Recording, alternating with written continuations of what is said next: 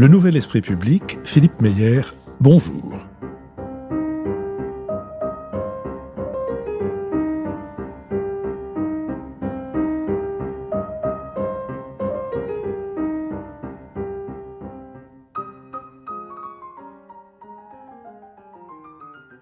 Bonjour, merci de nous avoir rejoints pour ce deuxième épisode dans notre série Si c'est pour la culture, on a déjà donné, deuxième épisode de ma conversation avec Hervé Pierre. Hervé Pierre, bonjour. Mais bonjour Philippe. Hervé Pierre, acteur, sociétaire de la Comédie Française de 2007 à 2022, et donc ex-sociétaire de la Comédie Française, et avec qui nous avons d'abord évoqué dans un premier épisode les années de découverte puis les années de formation. Et là, nous arrivons à la deuxième formation, si je puis dire, la formation, j'allais dire quasi officielle, celle de l'élève comédien à Strasbourg. Donc, vous avez fini le lycée, vous avez la conviction déjà assez ancienne que c'est le métier d'acteur que vous voulez faire. Vous passez un concours pour aller au TNS, à l'école du TNS, et vous allez à Strasbourg. Alors, ce sont quelles années ? C'est la fin des années 70, le début des années 80 ? Oui, c'est ça. Moi, je rentre à l'école en 74 et je vais en sortir en 77. Voilà.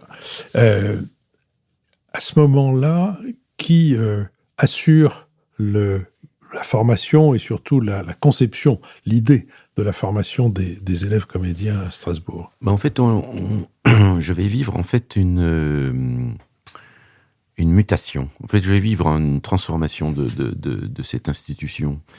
C'est-à-dire que quand je passe le concours, la direction du Théâtre National de Strasbourg, c'est Perinetti. Et je rencontre donc au moment de l'audition la personne que j'ai vue jouer dans La Cagnotte de la Biche, et dont c'était le dernier spectacle, dans une mise en scène de Jean-Pierre Vincent à la Chaux-de-Fonds au cours de la Biennale de théâtre, Claude Petitpierre. Je suis très impressionné. Je passe les auditions, les deux scènes, et il vient donc vers moi avec beaucoup de simplicité, mais de générosité, me dire je pense que ça devrait aller. Pardon, les deux scènes, c'était quoi ? Alors, il y avait une scène de l'île des esclaves de Marivaux, et puis André Chédid. Oui, c'était très... Alors, la scène de André Chédid, là, tout à coup, ça m'échappe, mais voilà, c'était ces deux auteurs-là. En gros, Claude Petitpierre me fait comprendre que ça devrait aller, que je devrais être dans le stage, puisque il y avait une audition, puis ensuite un stage d'une semaine, que j'allais être sélectionné pour le stage. Et entre-temps, c'est-à-dire entre cette audition et le moment où je vais arriver sur le stage, Claude Petitpierre est écarté de la direction, et arrive quelqu'un qui est un comédien qui travaille justement souvent avec Perinetti, dont je n'ai jamais rien entendu parler d'ailleurs après, qui s'appelle Robert Oniguian. Et qui s'occupe du stage. Et là, c'est une catastrophe, quoi, une horreur. Il pratique une sélection qu'il dit lui-même étant basée sur le psychodrame.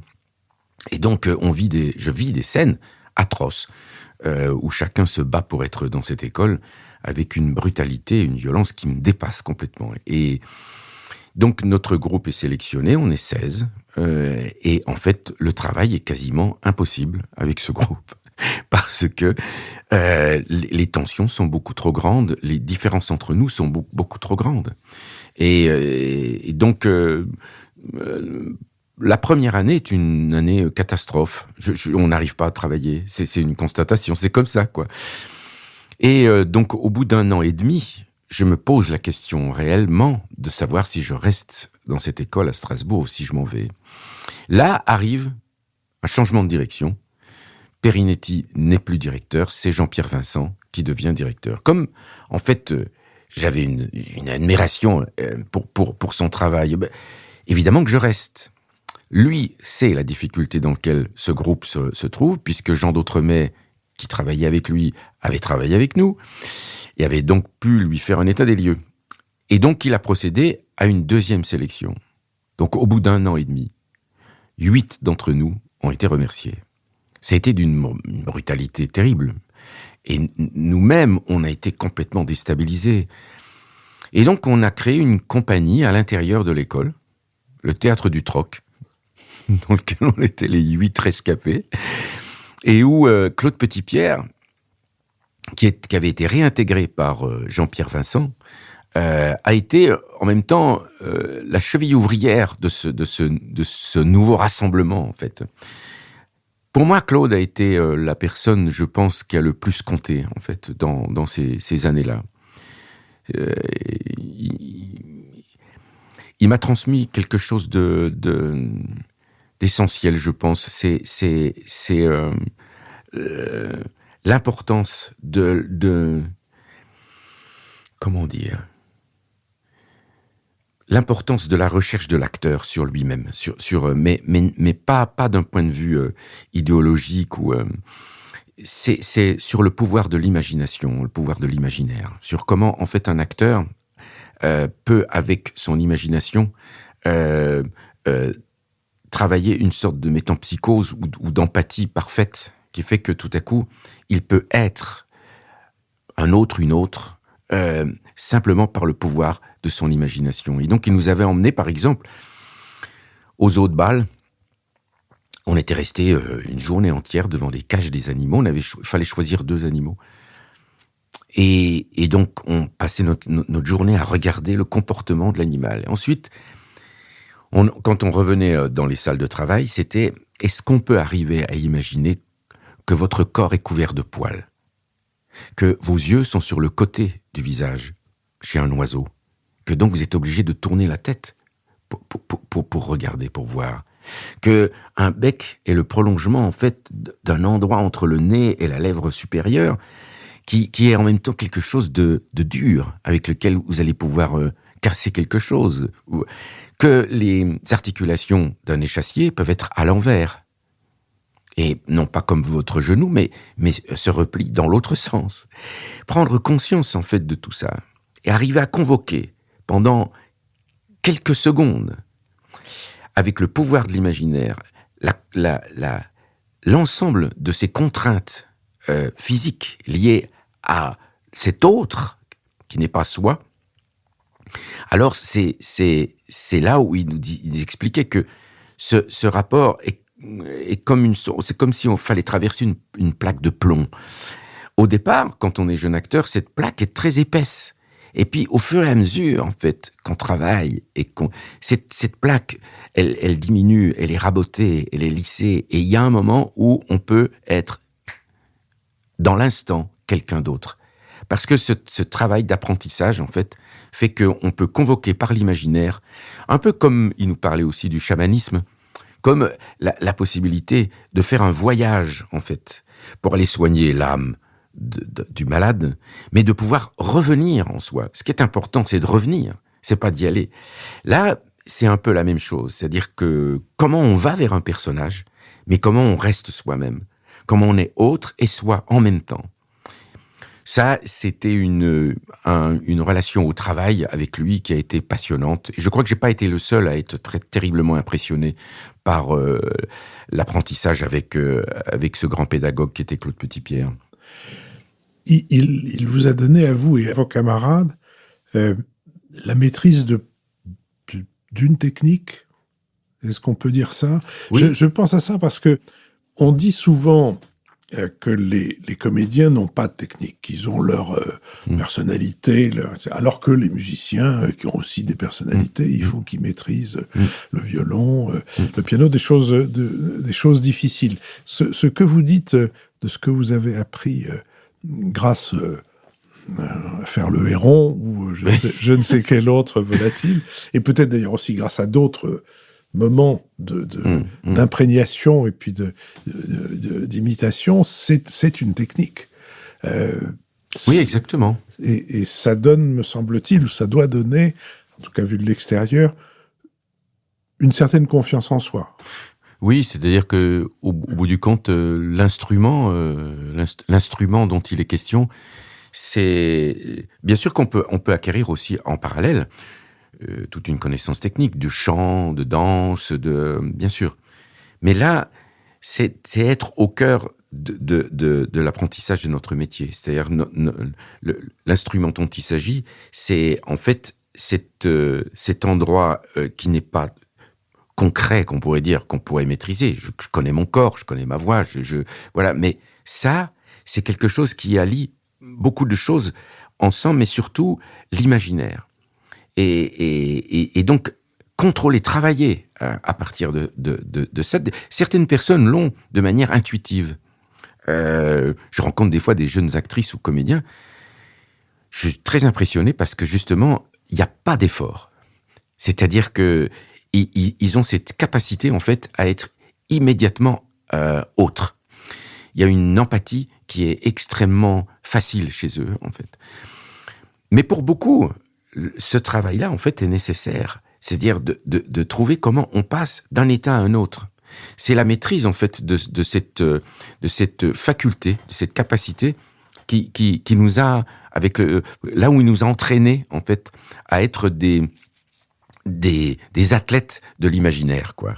Et c'est en ça où, effectivement, moi, j'ai été très, très impressionné par tout son enseignement, parce qu'il était d'une patience aussi incroyable, quoi. Voilà. Mais ça ancrait, en fait, notre travail dans quelque chose d'archaïque. J'ai toujours eu la sensation qu'avec lui, on travaillait quelque chose, oui, où notre art est un art archaïque, qui vient de si loin, qui vient des grottes, quoi, des grottes des premières tribus où on a inventé le feu. Sans doute que notre art dépend aussi de l'invention du feu. On a éloigné les bêtes et ça nous a permis, en fait, de nous retourner les uns vers les autres pour nous raconter, en fait, les exploits de cette tribu. Comment tout à coup on a réussi à résister à l'adversité. Et ça, c'est quelque chose que je lui suis gré. Voilà. Alors, à propos de se tourner vers les autres, vous nous avez dit dans notre première conversation que vous étiez né de parents chrétiens de gauche engagés, actifs, que vous aviez épousé un grand nombre de leurs engagements ou de leurs idées de ce qu'on doit aux autres. Quand vous étiez à Strasbourg, vous avez essayé de mettre en pratique cette volonté de servir. Ça n'a pas été aussi probant que vous le souhaitiez. Non, c'est vrai. Non, c'est vrai. Quand l'aventure du théâtre du Troc est sortie, en fait, de l'institution de l'école, on s'est installé dans une petite mairie, dans une mairie, en fait, qui est en banlieue de Strasbourg, qui s'appelle Ostwald. Là, à ce moment-là, l'équipe municipale était rose, pour un rose pâle, parce que Strasbourg n'était pas encore passé à gauche, comme ça va être le cas quelques années plus tard, mais était encore un bastion de droite. Et là, voilà, l'idée, c'est de s'installer dans une municipalité, faire un travail de terrain, y convoquer des artistes, plasticiens, musiciens, acteurs, écrivains, créer une radio, enfin bon, bref, tout un projet comme ça, multiple, sans justement en même temps créer, adossé... Enfin, ce projet n'était pas adossé à un bâtiment. C'était quelque chose de tout à fait précaire qui devait s'installer de manière tout à fait temporaire, circuler à l'intérieur de la ville, etc. Et puis donc, j'ai milité avec les camarades socialistes pour faire en sorte que l'élection présidentielle de 1980 soit joyeuse pour nous, c'est-à-dire avec l'élection de François Mitterrand. Et dès l'instant où François Mitterrand a été élu, malheureusement, j'ai eu un retour extrêmement surprenant et qui m'a totalement déstabilisé dans mes convictions profondes. C'est que mes camarades m'ont dit, maintenant qu'on est au pouvoir, s'il y a à choisir entre la réfection des pouvoirs, des trottoirs et la culture, c'est la réfection des trottoirs, tu comprends bien. Et donc, j'avais beau essayer d'expliquer que si on allait à Paris, rencontrer les camarades et en particulier Jack Lang pour lui expliquer notre projet, vu le bastion de droite dans lequel on était, on pouvait espérer en fait devenir une sorte de laboratoire culturel. Non, il n'y a pas eu. Donc j'ai rendu les clés et je suis venu m'installer à Paris comme tout un chacun. Voilà. Et vous êtes venu à Paris parce que, oui, c'était là où il y avait la possibilité, ou des possibilités diverses de travailler, et vous avez commencé par laquelle de ces possibilités? Ça, on est en 1982, 3. Voilà. Là, en fait, j'ai commencé à travailler avec... j'ai fait 2 spectacles avec Bernard Sobel. Qui, à l'époque, avait le... Gennevilliers. Qu'il a eu pendant 30 ans, 40 ans, 50 ans, 100 ans. Lui qui avait créé l'endroit, quoi. Oui. Donc ça fait partie de cette génération aussi qui avait créé des endroits comme Planchon, voilà, et où ça, ou comme Guy Rétoré aussi, avec qui je vais travailler aussi au Théâtre de l'Est parisien, enfin, qui va devenir Théâtre de la Colline, et puis, mais j'ai travaillé avec lui sur 2 spectacles, mais un en particulier qui m'a beaucoup touché, beaucoup ému, parce que en fait j'y rencontrais des comédiens extraordinaires. D'abord, il y avait Hélène Vincent, mais surtout Philippe Clévenot, qui pour moi a été un comédien extraordinaire que j'avais rencontré évidemment à Strasbourg, puisqu'il faisait partie de l'équipe de Jean-Pierre Vincent et de la troupe à Strasbourg, et que j'ai vu interpréter des spectacles magnifiques. C'était un acteur prodigieux, d'une incandescence incroyable. Et là, j'étais fasciné, bouleversé par la manière dont il pratiquait son métier. Et où là, en fait, il m'a aussi appris quelque chose d'une certaine manière. Et ça rejoint ce que nous essayait de nous transmettre Claude Petitpierre. C'était dans Édouard II, il doit rendre la couronne. Et donc, il veut la rendre. Mais non, il veut pas la rendre. Mais si, il veut la rendre. Mais si, il faut bien la rendre. Non, je ne veux pas la rendre. J'assiste pendant... Je suis l'évêque de Canterbury, je reçois la couronne. Pendant un quart d'heure, il se livre à cette sorte de choses. Il pleure, il est... Et puis finalement, il rend la couronne. Et au moment où il rend la couronne, il me donne la couronne. Il me fait un clin d'œil. Eh ben, ce moment-là, je peux pas expliquer, mais ça m'a coupé en deux. Je me suis dit, mais comment est-ce qu'il arrive à être aussi puissant dans les sentiments qu'il donne à voir, et dans l'instant où il me regarde, il me fait un clin d'œil pour me dire, ça n'est pas si grave que ça n'est que du théâtre. Alors, cette convention, en fait, qu'on passe avec le spectateur, qui fait que le spectateur peut y croire et être bouleversé, et être en larmes. L'acteur sur le plateau peut en un instant dire « ça n'est que du théâtre ». Cette relation entre être ou ne pas être, moi, j'ai trouvé ça mais bouleversant. Donc j'ai commencé, voilà, avec Bernard Sobel, et puis ensuite, il y a eu plein de rencontres que j'avais déjà faites, en particulier avec Jean-Louis Hourdin, que j'avais rencontré à l'école du TNS, avec lequel j'ai fait un long compagnonnage, j'ai fait 6 spectacles avec lui. Jean-Paul Wenzel, que je vais aller retrouver à Hérisson, où mon ami Pierre Meunier est installé maintenant. Olivier Perrier, avec qui on va faire un spectacle ensemble. Là, il y a toutes ces rencontres-là. Et il y a Jean-Luc Lagarce. Mais Jean-Luc, c'est étrange, hein. J'ai rencontré Jean-Luc, il avait 18 ans. C'était au Château de Joux. Je pense que c'était sur le spectacle, justement sur Mirabeau, Toussaint l'Ouverture.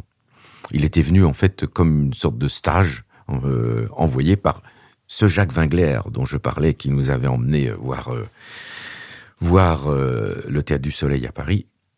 Et donc, je fais sa connaissance, là, à cette occasion-là. Et je trouve que c'est un garçon délicieux, avec sa voix de fausset, avec son intelligence, son humour ravageur, et tout ça. Moi, je passe des moments délicieux avec lui. Je pense pas qu'il ait eu un souvenir particulièrement passionné de ce séjour dans le Château de Joux. Je pense qu'il a trouvé ça sans doute assez détestable, pour plein de raisons, mais on s'est jamais perdu de vue après. Et donc, quand avec toute la bande, François Berreur, Mireille Hertmeyer, le théâtre de la Roulotte, quoi, est créé, régulièrement, en fait, Jean-Luc m'appelait pour me dire, mais tu viens, on fait tel spectacle, tout ça. Je dis, mais oui, je peux pas, je suis avec Jean-Louis Urbain, ou je suis avec, bon. Et donc, c'est très tardivement que je retrouve Jean-Luc sur Les Solitaires Intempestifs, un spectacle qu'il avait écrit à partir de plein d'auteurs différents, qui va donner, d'ailleurs, le titre de ce spectacle va être le titre des éditions théâtrales. Et puis, ensuite, sur Loulou, l'adaptation qu'il fait, il meurt pendant les répétitions. C'est un homme qui avait une générosité, une lucidité sur le monde, mais je n'ai pas capté, moi, de son vivant, la beauté et la qualité de son écriture. Je le reconnais humblement, je ne l'ai pas capté. Et c'est quand François Berreur a organisé un hommage au théâtre ouvert qu'il m'a dit, mais ce serait bien si tu lisais quelque chose et tout ça. Et donc, il m'a proposé Le Voyage à la Haye. Là, j'ai lu Le Voyage à la Haye, et au cours de cette lecture, je me suis rendu compte à quel point j'étais en train de lire quelque chose d'exceptionnel. Donc, j'ai proposé à François de me donner les droits pour pouvoir le faire, et il m'a dit, mais non, mais on le fait ensemble. Et donc, on a commencé avec Le Voyage à la Haye, puis ensuite, on a fait un spectacle. Il a eu l'idée du Rêve de la veille, c'est-à-dire où ça commençait par music hall, je faisais la fille, puis ensuite Le Bain, qui est un autre récit de Jean-Luc, puis ensuite Entr'acte, Le Voyage à la Haye, et puis l'idée c'était Entr'acte, juste la fin du monde. C'est-à-dire le grand voyage de quelqu'un qui est dans le spectacle, qui découvre la maladie de son compagnon, qui découvre sa propre maladie dans Le Voyage à la Haye, et puis qui ensuite va dans sa famille pour dire qu'il va mourir. On a réussi à faire l'ensemble du trajet, sauf qu'on n'a pas trouvé, en fait, un producteur, un théâtre qui accueille l'ensemble du process, quoi. C'est-à-dire, on a fait juste la fin du monde en dehors du Rêve de la veille, de ce qui avait été fait avant, voilà. C'est dommage, parce que c'est vraiment une très belle idée. Je ne la connaissais pas, et je trouve que c'est une idée qui mériterait d'être remise sur le métier. Très, très beau. Le Rêve de la veille avec François, ça a été vraiment une très, très, très, très, très belle aventure. Franchement, vraiment.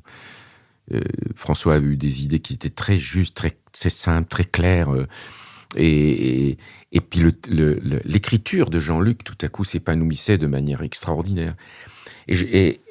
Là, c'est vrai que j'ai découvert en fait à quel point son écriture, alors que je pensais que c'était, mais parce qu'on a toujours une idée un peu extérieure des choses, souvent, je pensais finalement que c'était une écriture un peu précieuse. On n'arrêtait pas de me bassiner avec la musicalité de la langue et tout ça. Mais au fond, un peu la même chose que j'ai pu éprouver avec Marguerite Duras, finalement, où on entend d'abord sublime, forcément sublime, et puis après, tu travailles comme acteur, et tu te rends compte que c'est que de la pensée concrète, que c'est de la pensée qui se construit devant nous, avec nous. Là, moi, on était ensemble, je crois bien, pour écouter Dominique Blanc dans La douleur. Voilà une pensée qui tout à coup est concrète. Et ben Jean-Luc, c'est la même chose. Je pense que Jean-Luc sera joué encore dans les générations prochaines, et autant que Molière, autant que Tchekhov, parce qu'il convoque quelque chose de profondément humain, d'un questionnement profondément humain sur nous, sur comment on se dépatouille avec ce qu'on est personnellement avec les autres. Voilà. Oui, je pense que Jean-Luc Lagarce a besoin d'être débarrassé de ses admirateurs professionnels. Oui, mais parce que c'est toujours un peu de la même manière. C'est vrai. Moi, bon, voilà. Mais d'une certaine manière, je n'en veux qu'à moi-même. Oui, mais voilà. Je me dis, mais pourquoi est-ce que j'ai trop de filtres, quoi. Je découvre les choses avec des filtres qui sont. Mais bon, voilà, il me faut du temps, et puis il faut que je sois confronté. Finalement, mon métier, c'est ça que j'aime dans mon boulot, hein. C'est que ça m'a donné accès à des poètes, à des écritures que je n'aurais peut-être pas saisies simplement en tant que lecteur ou travailler avec Lars Noren, ça a été quelque chose de très puissant, de très puissant. Et donc ça, c'est la beauté de ce métier. Je vous propose que nous marquions un arrêt avant de nous retrouver pour poursuivre le récit de votre vie professionnelle et de vos découvertes, et notamment en abordant le moment où vous passez le filtre d'une institution et vous entrez dans cette maison tricentenaire qu'on appelle la Comédie Française.